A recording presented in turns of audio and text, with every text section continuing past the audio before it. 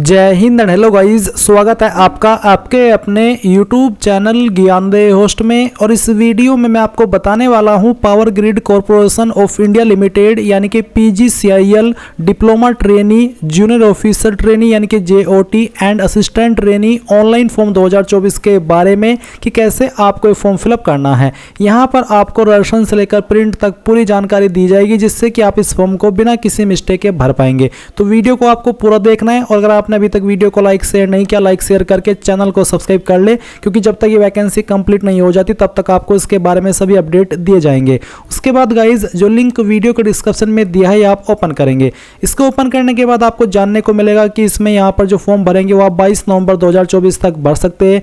As आपकी 18 से 27 साल के बीच रखी गई है। कौन सी पोस्ट पर अप्लाई करने के लिए क्या क्वालिफिकेशन चाहिए एग्जैक्टली वो आप इस टेबल के अंदर देख सकते हैं। फीस की जानकारी आपको यहाँ पर दी गई है। फिर उसके बाद आप इंपोर्टेंट लिंक के सेक्शन से ऑफिशियल नोटिफिकेशन PDF पर क्लिक करके इस नोटिफिकेशन से अच्छे से जानकारी जान सकते हैं कि कौन से रीजन में किस पोस्ट के लिए कितनी वैकेंसी किस कैटेगरी के अंदर निकाली है। तो पूरी जानकारी आपको इस टेबल में देखने को मिलेगी। फिर यहाँ पर आप post wise qualification official notification से वेरीफाई कर सकते हैं एंड बाकी की जानकारी भी आपको यहाँ पर दी गई है। एंड जो आपकी इसकी इंपॉर्टेंट डेट्स है बाकी वो इंपॉर्टेंट डेट्स भी आप यहाँ पर चेक कर लीजिए। तो ये सभी जानकारी चेक करने के बाद में अगर आप इसमें अप्लाई करने के लिए एलिजिबल है और इंटरेस्टेड है तो आप कैसे भरेंगे अब आपको जान लीजिए। आप यहाँ पर इंपोर्टेंट लिंक के सेक्शन में आएंगे और apply online login link open करेंगे। इसको ओपन करने के बाद आपके सामने कुछ ऐसा इंटरफेस आएगा। अगर आपने PGCIL की इस वेबसाइट का इस्तेमाल करके पहले भी कोई फॉर्म भरा है तो आपका अकाउंट बना हुआ होगा। आप आपका रजिस्टर्ड मोबाइल नंबर या ईमेल एड्रेस डालेंगे, ये कैप्चा कोड डालेंगे, लॉगिन विद OTP करेंगे तो आपके नंबर या ईमेल के ऊपर OTP जाएगा जो कि आप यहाँ पर डाल करके लॉगिन हो जाएंगे। पर गाइज अगर आप फ्रेशर है इस वेबसाइट का इस्तेमाल करके या फिर PGCIL के अंदर पहली बार कोई फॉर्म भर रहे हैं तो आपको नया रजिस्ट्रेशन करना है। इसके लिए आप न्यू रजिस्ट्रेशन इसके ऊपर क्लिक करेंगे एंड देन यहाँ पर आप आपकी ईमेल आईडी डालेंगे जो कि आप रजिस्टर करना चाहते हैं। उस ईमेल आईडी को दोबारा डाल करके वेरीफाई करेंगे। अल्टरनेट ईमेल आईडी कोई एक अन्य ईमेल आईडी भी आपको यहाँ पर देनी है। फिर आप आपका मोबाइल नंबर डालेंगे 10 अंकों का, उसमें आपको 0 या फिर +91 लगाने की आवश्यकता नहीं है। फिर कोई अन्य फोन नंबर यहाँ पर देंगे, ये कैप्चा कोड डालेंगे और रजिस्टर के ऊपर क्लिक करेंगे। इसके बाद में आपका यहाँ पर अकाउंट क्रिएट हो जाएगा और फिर आप यहाँ पर लॉगिन पेज पर आकर के आपका रजिस्टर्ड मोबाइल नंबर या ईमेल एड्रेस डाल करके कैप्चा कोड डाल करके OTP के माध्यम से लॉगिन हो जाएंगे। इसके बाद में गाइज आपके सामने कुछ ऐसा इंटरफेस आ जाएगा। यहाँ पर गाइज मेरी जो प्रोफाइल है वो पहले से बनी हुई है, इसलिए यहाँ पर मेरी जानकारी और ऑलरेडी यहाँ पर दी गई है। अगर आप फर्स्ट टाइम यूजर है तो आपको यहाँ पर अपनी एक एक करके जानकारी भरनी है, जिसमें कि आप यहाँ पर पर्सनल डिटेल को सबसे पहले भरेंगे, जिसमें कि यहाँ पर आपका नेम ऑफ द कैंडिडेट यानी कि आपका नाम क्या है वो आपको 10th के सर्टिफिकेट के अकॉर्डिंग फिल करना है। फिर आपको यहाँ पर गार्जियन टाइप में सेलेक्ट करना है कि आप फादर का नेम देंगे या फिर आपके पति का। अगर आपकी शादी हो चुकी है तो आप हस्बैंड यहाँ से सेलेक्ट करेंगे। इसके बाद में आपको यहाँ पर आपकी जो भी आपने गार्जियन सेलेक्ट किया है उसका नाम एंटर करना है। फिर आपकी मदर का नेम डालना है। डेट ऑफ बर्थ आपकी क्या है वो आप कैलेंडर के ऊपर क्लिक करके सिलेक्ट करेंगे। कंट्री इंडिया सेलेक्ट कर लेनी है। नेशनलिटी में आप यहाँ पर इंडियन सेलेक्ट करेंगे। फिर यहाँ पर डोमिसाइल स्टेट में आपको बताना है कि कौन सी स्टेट के आप स्थायी निवासी है। अगर आप रियोट विक्टिम है, दंगे के से प्रभावित है तो आप यस करेंगे, नहीं तो आपको नो करना है। इसके बाद में मैरिटल स्टेटस आपको बताना है, मैरिड अनमैरिड जो भी है वो आप यहाँ पर सिलेक्ट कर लेंगे। एंड देन गाइज आप यहाँ पर इस जानकारी को अपडेट करेंगे। ये जानकारी आपकी अपडेट हो जाएगी या फिर सेव हो जाएगी। अगर आप फर्स्ट टाइम यूजर है तो आपको सेव का ऑप्शन मिलेगा। इसके बाद गाइज आपको यहाँ पर फिल मेलिंग डिटेल यानी कि एड्रेस की जानकारी के ऊपर आना है। तो यहाँ पर आपको मेलिंग एड्रेस का सेक्शन मिल रहा है। तो मेलिंग एड्रेस में जो आपका प्रेजेंट एड्रेस है वो आप यहाँ पर फिल करेंगे। कोई लैंडमार्क है आपका जिससे आपकी घर की पहचान होती है तो आप वो यहाँ पर लिख देंगे।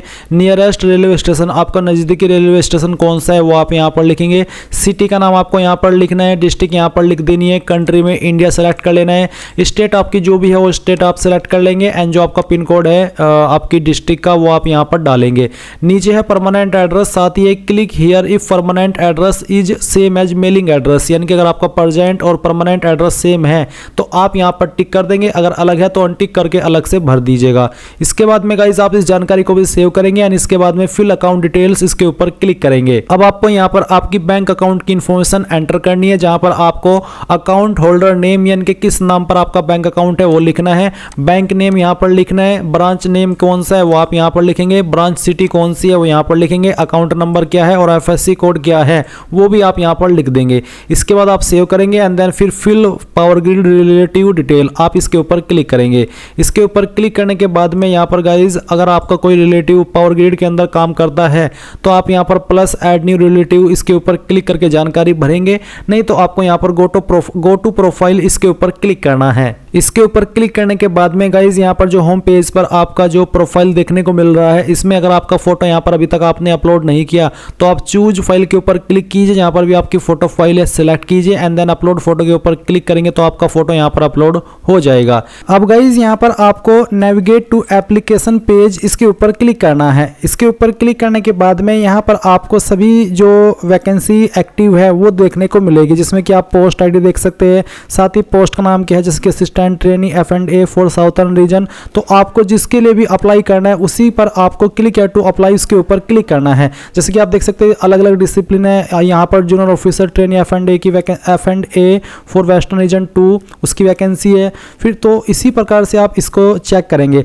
अगर आपको यहाँ से समझ में ना आए तो एक बार नोटिफिकेशन के ऊपर आकर के देख लीजिएगा कि कौन से रीजन के अंदर कौन सी वैकेंसी किस कैटेगरी के अंदर निकाली है, तो वो जानकारी आप यहाँ से समझ पाएंगे। उसके बाद में आप थोड़ा सा स्क्रॉल करते हुए नीचे आएंगे और आपको जो आपकी डिप्लोमा ट्रेनिंग की वैकेंसी है वो भी देखने को मिल जाएगी। तो कहने का ये मतलब है कि आप यहाँ पर अच्छे से समय लगा करके देखिए कि आपको कौन सी पोस्ट पर किस रीजन में अप्लाई करना है। उसी के बाद आप यहाँ पर क्लिक हियर टू अप्लाई इसके ऊपर क्लिक करेंगे। तो चलिए मैं यहाँ पर एग्जाम्पल के लिए इसको क्लिक कर देता हूँ। अब इसके ऊपर क्लिक करने के बाद इस तरह से इंस्ट्रक्शंस आएंगे। I have read the instructions, इसके ऊपर आपको क्लिक करना है।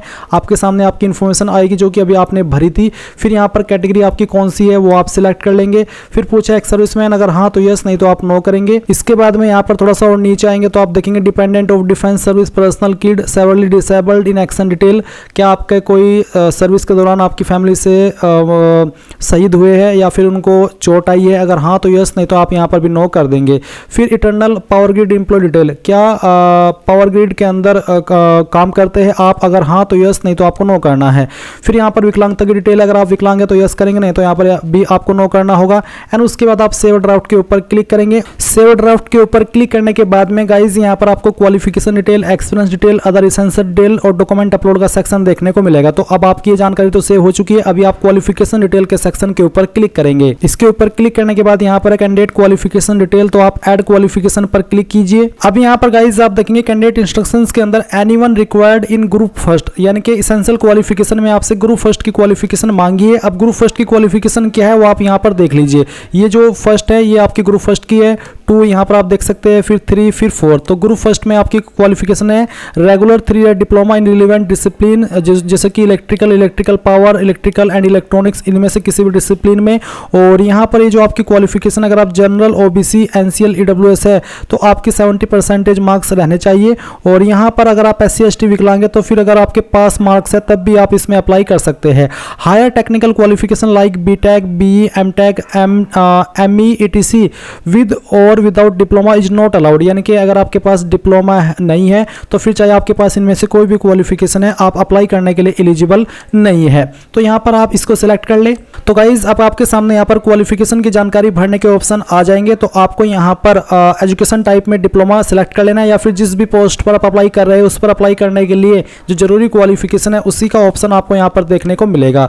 क्वालिफिकेशन टाइप क्या है वो आप यहाँ पर सिलेक्ट कर लेंगे। फिर आपका डिसिप्लिन आपको सिलेक्ट कर लेना है। इसके बाद में यहाँ पर आता है अदर डिसिप्लिन, अगर आपका कोई अदर डिसिप्लिन है तो वो आप यहाँ पर दे सकते हैं।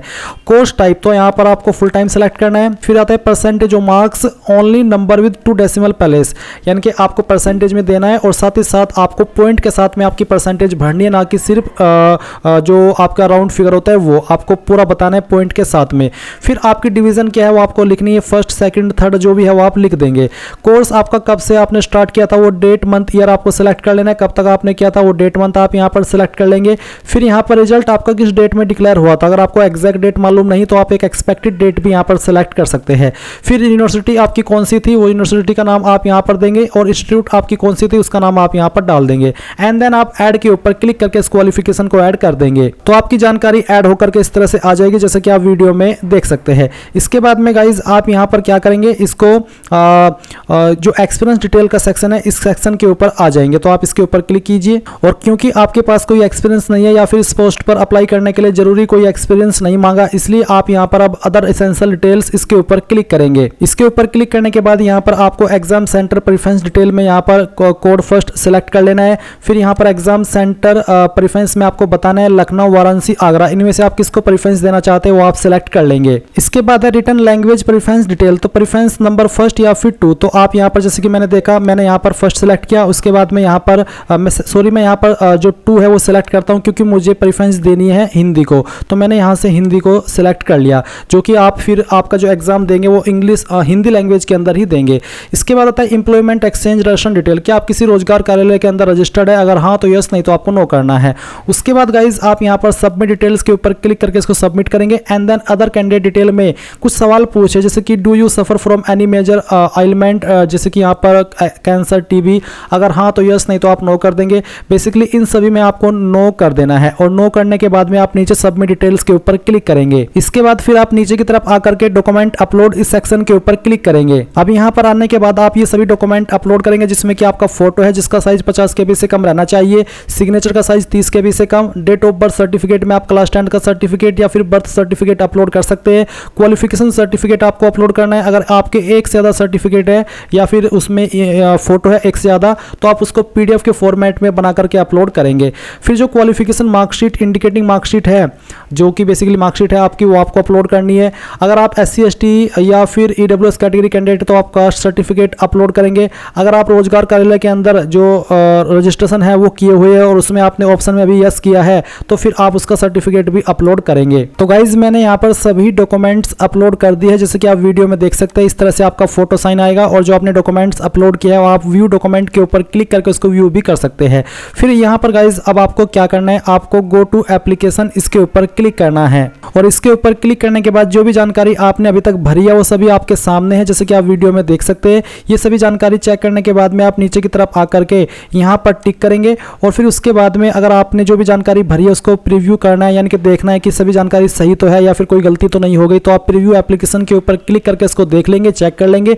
जब आपको लगे कि सभी जानकारी सही है तब आप सबमिट एप्लीकेशन इसके ऊपर क्लिक करेंगे। सबमिट डिटेल्स के ऊपर क्लिक करने के बाद आपके सामने वाला इंटरफेस आएगा। अगर कोई जानकारी मिसिंग है तो आपको पता चल जाएगा उसी ऑप्शन में जाकर के कि ये जानकारी मिस है, आप वो जानकारी कंप्लीट कर लीजिएगा। अगर कोई एरर आता है तो आपको बेसिकली जैसे कि मैंने कहा पता चल जाएगा। अब यहाँ पर आने के बाद क्योंकि मैंने फॉर्म को SC ST से भरा है तो कोई फीस नहीं लगी, इसलिए आप यहाँ पर सिंपली आपका एप्लीकेशन फॉर्म क्लिक है टू डाउनलोड योर एप्लीकेशन, इसके ऊपर क्लिक करके डाउनलोड कर सकते हैं। अगर आपके पास अभी प्रिंटर मौजूद नहीं है तो आप यहाँ पर इसको प्रिंट रिज्यूम में इसके ऊपर क्लिक कीजिए, सेव के ऊपर क्लिक कीजिए एंड देन PDF के रूप में सेव कर लीजिए। और इसके बाद गाइज आप यहाँ पर जो आपका सबमिटेड एप्लीकेशन है वो देख सकते हैं। एंड जो कैंडिडेट इस फॉर्म को जनरल OBC से भर रहे हैं उनके सामने पेमेंट करने का ऑप्शन आएगा। जब वो अपनी एप्लीकेशन फीस जमा कर देंगे उसी के बाद अपने फॉर्म का फाइनल प्रिंट आउट ले पाएंगे। इस तरह से गाइज आप लोग आपका एप्लीकेशन फॉर्म भर सकते हैं। एंड अगर कोई एरर आ जाता है फॉर्म भरते समय तो आप यहाँ पर लॉगिन करके नेविगेट टू एप्लीकेशन पेज पर जाने से पहले अपने फॉर्म का स्टेटस देख सकते हैं। यहाँ पर आप फॉर्म को कैंसिल भी कर सकते हैं अगर आप करना चाहते हैं। तो इस तरह से आप लोग PGCIL diploma trainee, JOT assistant trainee online form 2024 को भरेंगे। आई होप ये प्रोसेस आपको पसंद आया होगा। So thanks for watching. जय हिंद।